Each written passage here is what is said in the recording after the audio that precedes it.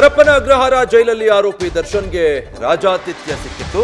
ದರ್ಶನ್ ಬಳ್ಳಾರಿ ಜೈಲು ಸೇರಿದ್ರೆ ಕಾರಾಗೃಹ ಇಲಾಖೆಗೆ ಏನ್ ಲಾಭ?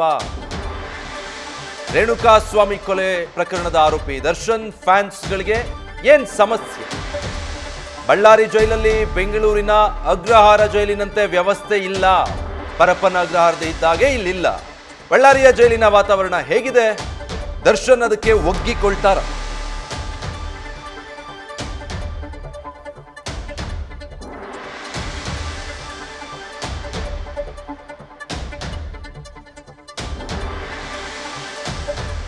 ಡೀಟೇಲ್ಸ್ ಕೊಡ್ತಾರೆ. ಈ ಬಗ್ಗೆ ಅಂಕಿತಾ ಲೈವ್ ನಲ್ಲಿ ಜಾಯ್ನ್ ಆಗ್ತಾ ಇದ್ದಾರೆ. ಅಂಕಿತಾ, ಪರಪ್ಪನ ಅಗ್ರಹಾರಕ್ಕಿಂತಲೂ ಈ ಬಳ್ಳಾರಿಯ ಕೇಂದ್ರ ಕಾರಾಗೃಹ ಹೇಗೆ ವಿಭಿನ್ನ, ಮತ್ತೆ ಇನ್ನಷ್ಟು ಟಫ್ ಅನ್ಸುತ್ತಾ ಇಲ್ಲಿಗೆ ಒಗ್ಗಿಕೊಳ್ಳೋದಕ್ಕೆ ದರ್ಶನ್ಗೆ?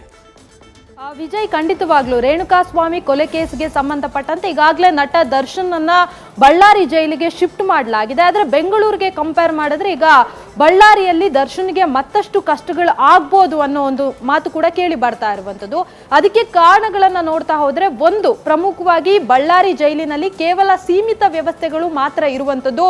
ಬೆಂಗಳೂರಿನ ಪರಪ್ಪನ ಅಗ್ರಹಾರ ಜೈಲಿನಲ್ಲಿ ದರ್ಶನ್ಗೆ ಏನ್ ರಾಜಾತಿಥ್ಯ ಸಿಕ್ತಲ್ಲ, ಬಳ್ಳಾರಿ ಜೈಲಿನಲ್ಲಿ ಅದ್ಯಾವುದು ಕೂಡ ಇರಲ್ಲ.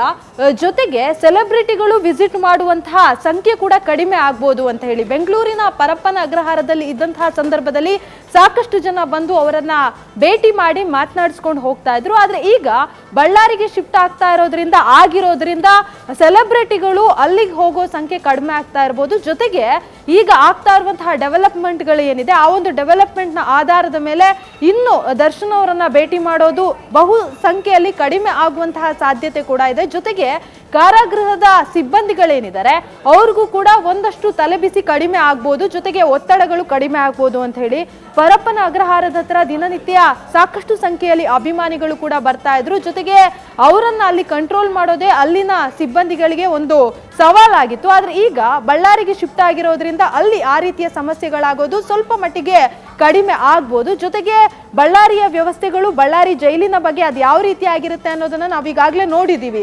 ಆ ಹಿನ್ನೆಲೆಯಲ್ಲಿ ದರ್ಶನ್ಗೂ ಕೂಡ ಆ ಜೈಲಿನ ವ್ಯವಸ್ಥೆಗೆ ಒಗ್ಗಿಕೊಳ್ಳೋದಕ್ಕೆ ಕಷ್ಟ ಆಗ್ಬೋದು ಅನ್ನೋ ಒಂದಷ್ಟು ಮಾತುಗಳು ಕೂಡ ಈಗಾಗಲೇ ಕೇಳಿ ಬರ್ತಾ ಇರುವಂತದ್ದು. ವಿಜಯ್, ಸೊ ಅಂಕಿತಾ, ನೀವು ಹೇಳಿದಾಗೆ ಇತರೆ ವಿಚಾರಗಳು ಒಂದು ಭಾಗ.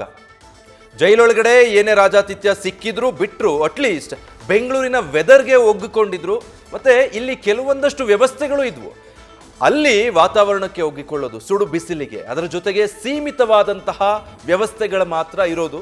ದರ್ಶನ್ ಆರೋಗ್ಯದಲ್ಲಿ ಏರುಪೇರಾಗೋದು ಅಥವಾ ಇಲ್ಲಿಗೆ ಒಗ್ಗಿಕೊಳ್ಳೋದು ದರ್ಶನ್ಗೆ ಸವಾಲಾಗ್ಬೋದಾ?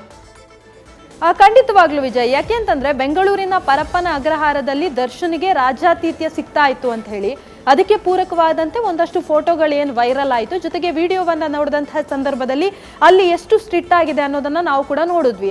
ಅದನ್ನ ಹೊರತುಪಡಿಸಿ ದರ್ಶನ್ ಅವರಿಗೆ ಬೇಕಾದಂತಹ ಎಲ್ಲಾ ಫುಡ್ಗಳಾಗಿರ್ಬೋದು, ವ್ಯವಸ್ಥೆಗಳಾಗಿರ್ಬೋದು, ಅದು ಬೆಂಗಳೂರಿನ ಪರಪ್ಪನ ಅಗ್ರಹಾರ ಜೈಲಿನಲ್ಲಿ ಸಿಗ್ತಾ ಇತ್ತು ಅಂತ ಹೇಳಿ.